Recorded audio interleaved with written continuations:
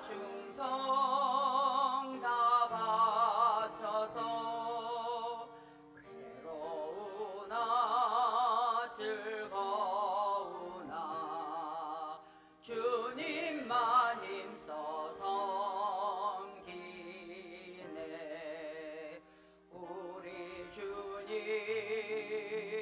거룩한 손 제자들의 발을 씻어 남 섬기는 종의 도를 몸소 행해 보이셨네. 사랑하는 주님 예수 같은 주로 섬기나니 담기바다 한 몸 이룬 형제여 친구들이여 운명같이 친밀하고 마음으로 하나 되어 우리 주님 크신 뜻을 지성으로 준행하세.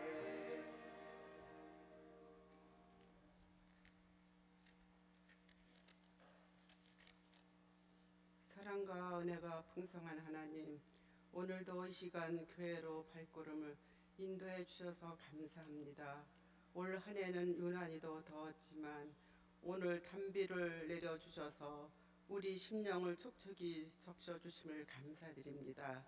이 시간 뒤돌아볼 때 말과 행동 온전히 합하지 못했지만 아무 일 없이 사랑과 은혜로 감싸주심도 감사드립니다.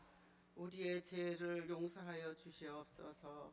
그리고 언제나 하나님과 함께 동행할 수 있는 삶을 살 수 있도록 인도하여 주시옵소서.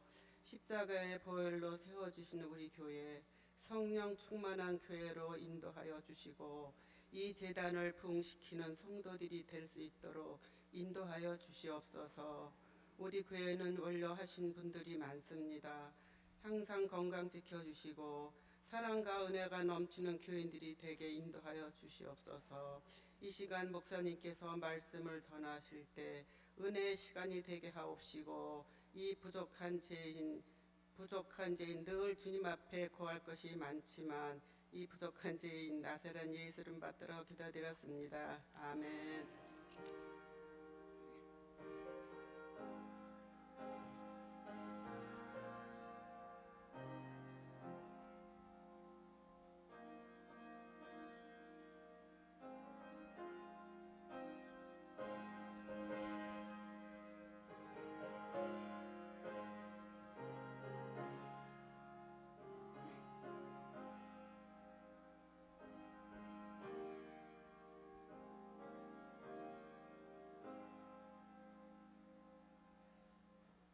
오늘 하나님께서 우리에게 주신 말씀은 구약 사사기 5장 31절 말씀입니다.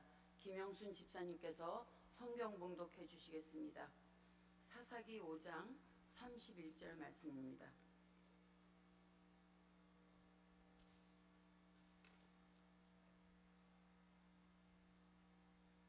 성경 봉독해 드리겠습니다. 여호와여, 주의 원수들은 다 이와 같이 망하게 하시고 주를 사랑하는 자들은 해가 힘있게 도든갑게 하시옵소서 하니라. 그 땅이 40년 동안 평온하였더라. 아멘. 16구역원들 특송해 주시겠습니다.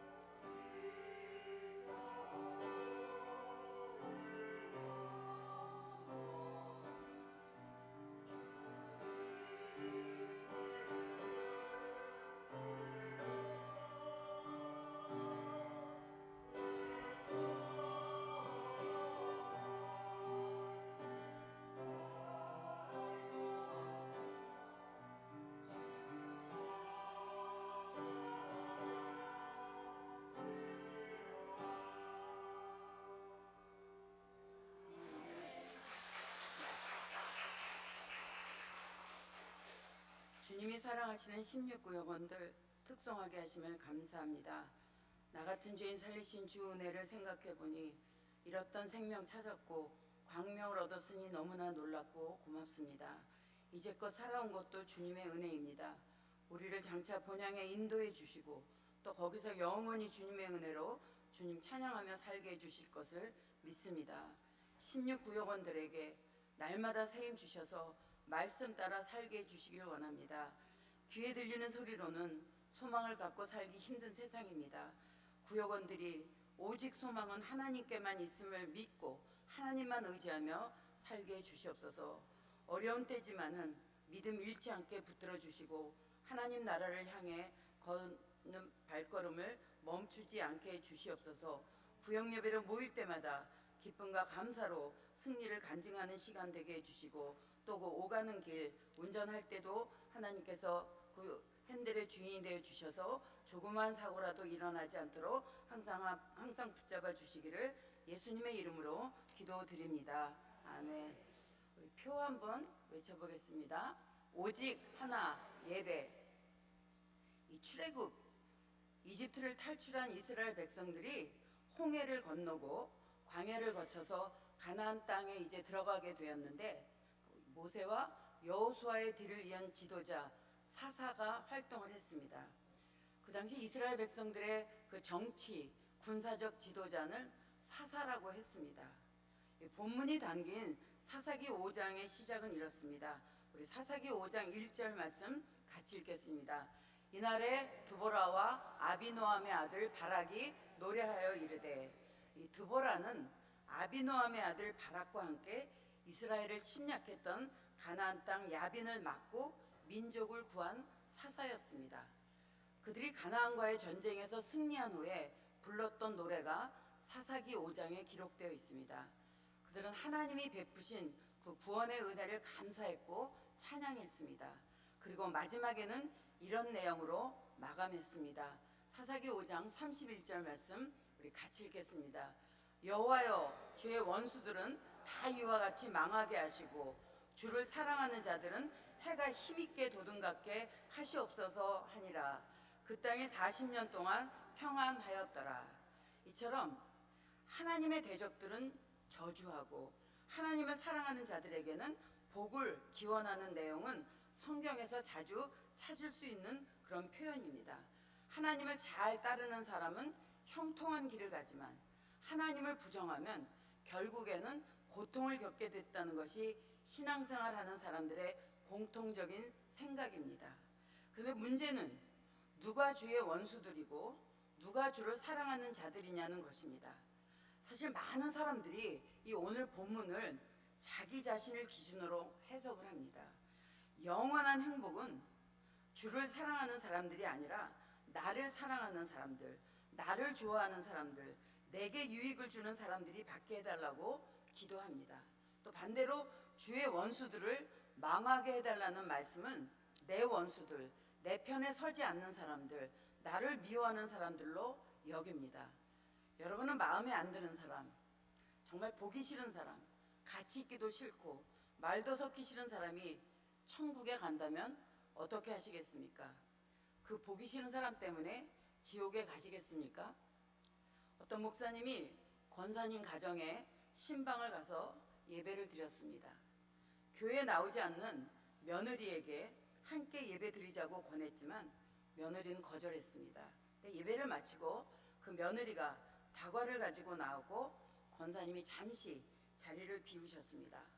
목사님이 그 며느리에게 예수 믿고 구원받아 천국에 가셔야지요 하고 말했습니다. 그저 며느리가 조용히 목사님에게 묻습니다. 저도 예수 믿으면 천국에 가나요? 그럼요. 그럼 저희 어머니도 천국에 가나요? 가시나요? 그럼요. 그러자 며느리가 그렇다면 저는 안 가겠습니다 라고 하더랍니다. 여러분 어떻게 생각하십니까? 하나님은 예수 믿는 모든 사람에게 천국을 약속하셨습니다. 야고보서 2장 5절 말씀 우리 같이 읽겠습니다. 내 사랑하는 형제들아 들을지어다. 하나님이 세상에서 가난한 자를 택하사 믿음에 부요하게 하시고 또 자기를 사랑하는 자들에게 약속하신 나라를 상속으로 받게 하지 아니하셨느냐.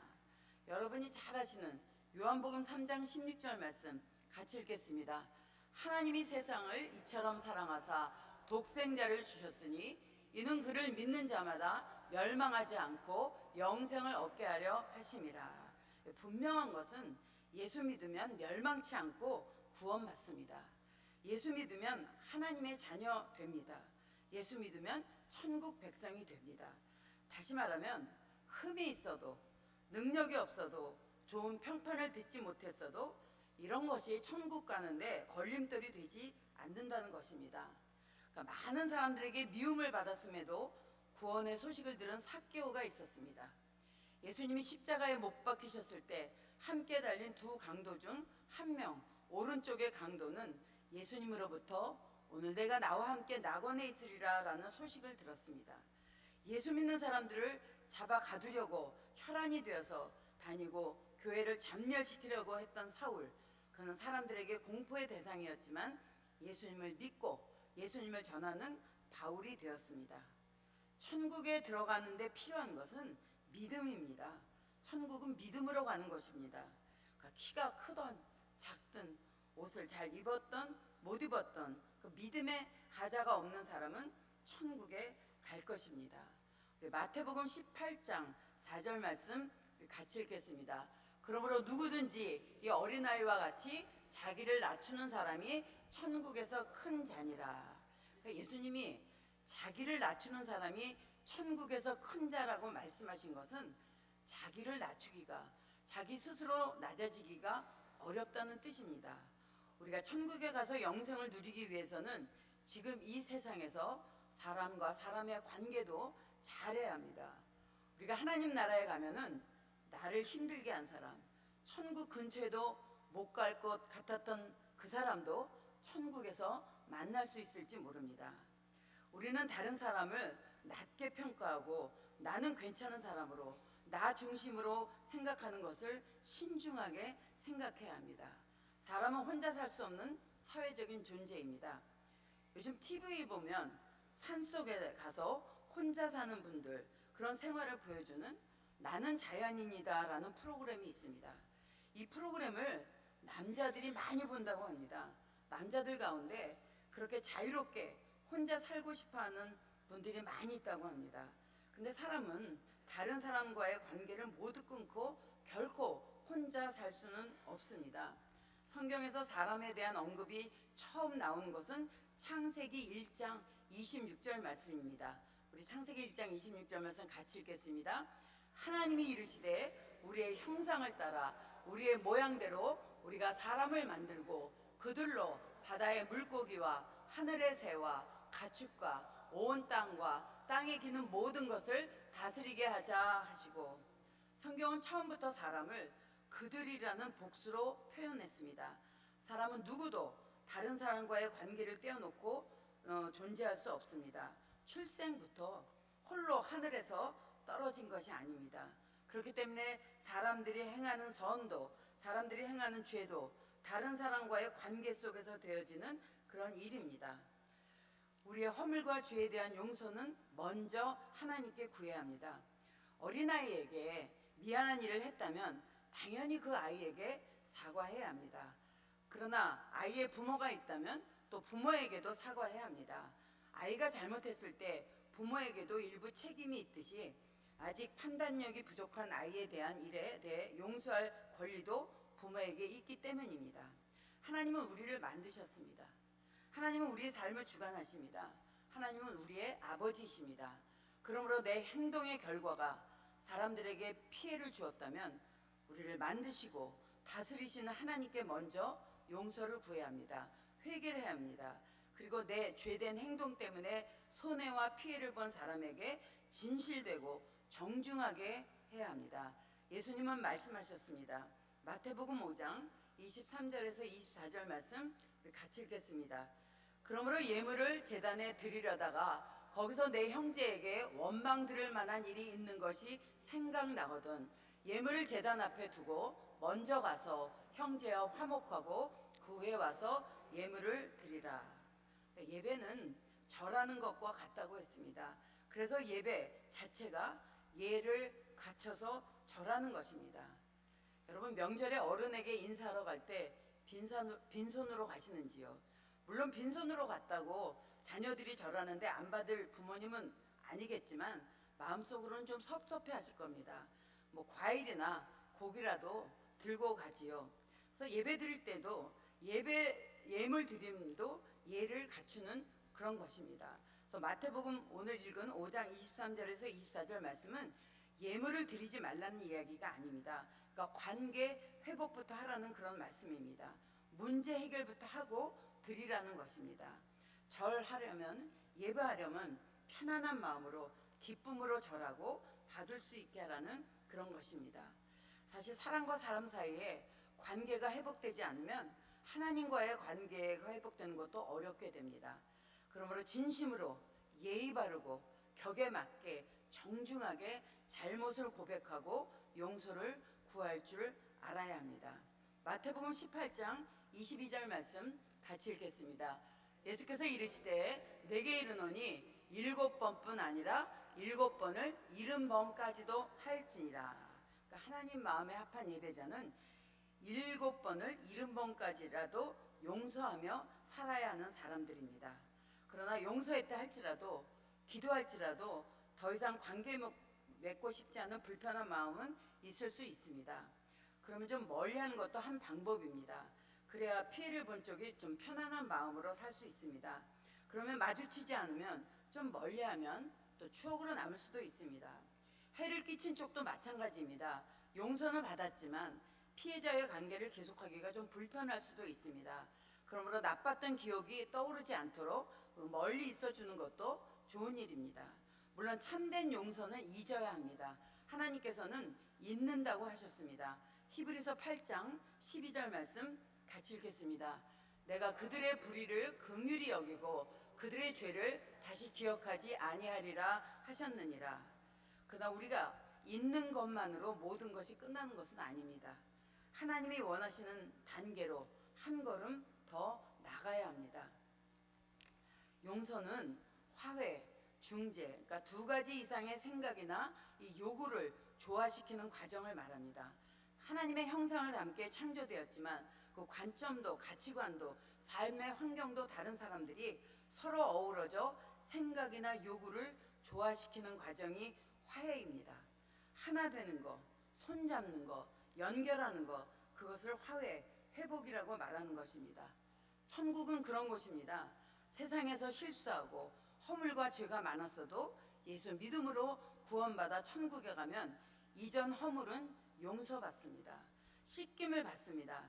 하나님과 온전한 화해, 회복을 통해서 자녀되게 하시고 천국 백성이 되게 하십니다.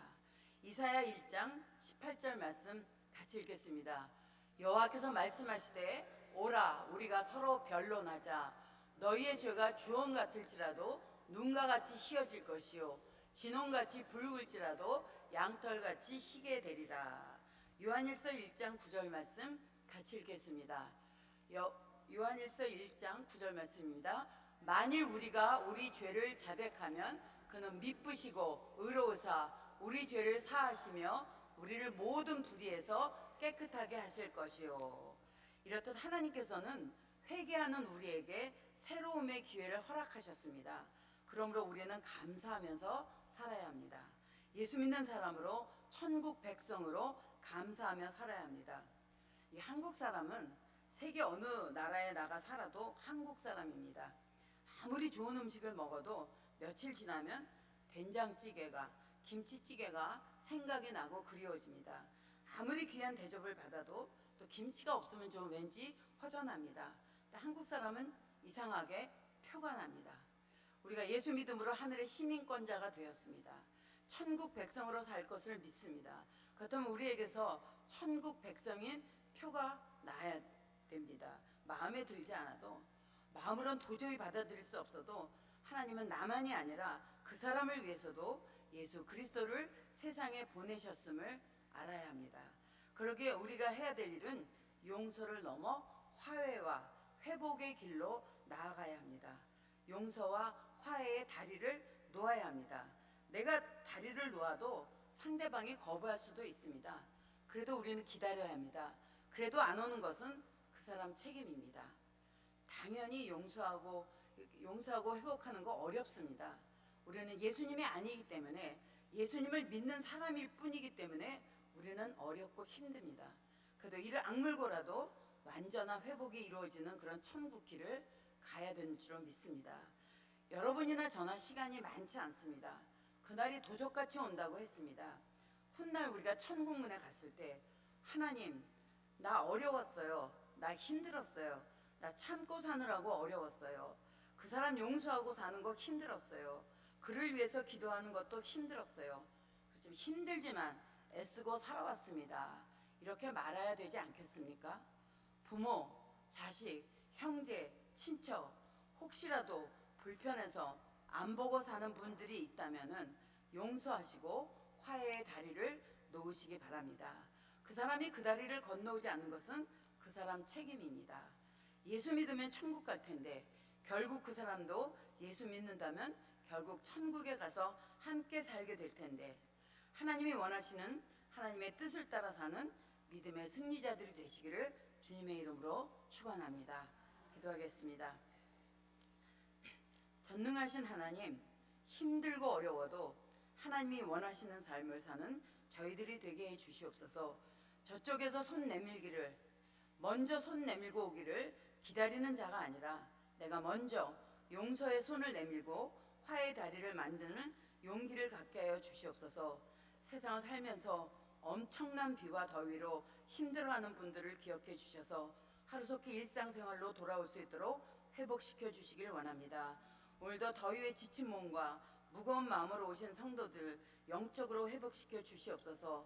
그래서 간증이 넘치는 삶에 되게 해 주시기를 예수님의 이름으로 기도드립니다. 아멘.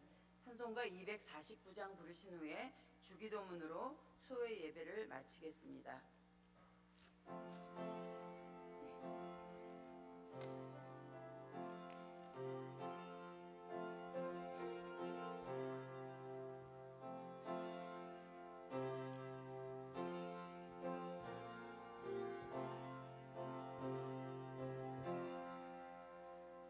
주 사랑하는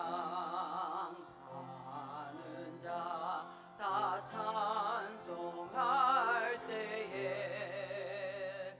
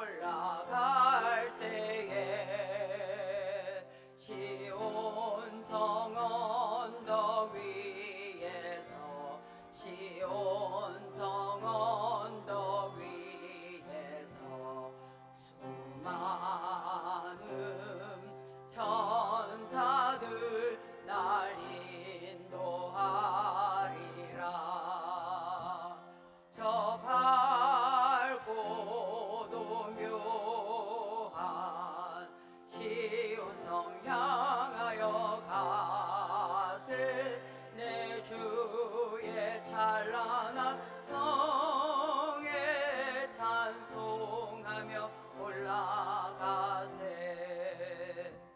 내 눈물 다 씻고 늘 찬송 부르리.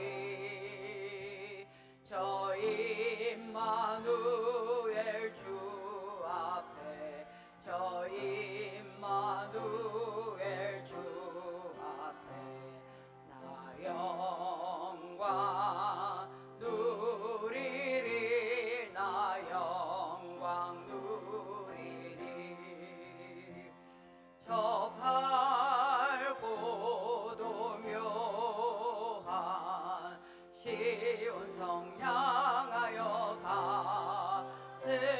내 주의 찬란한 성에 찬송하며 올라가세. 하늘에 계신 우리 아버지, 아버지의 이름을 거룩하게 하시며 아버지의 나라가 오게 하시며 아버지의 뜻이 하늘에서와 같이 땅에서도 이루어지게 하소서. 오늘 우리에게 일용할 양식을 주시고 우리가 우리에게 잘못한 사람을 용서하여 준 것 같이 우리 죄를 용서하여 주시고 우리를 시험에 빠지지 않게 하시고 악에서 구하소서. 나라와 권능과 영광이 영원히 아버지의 것입니다. 아멘.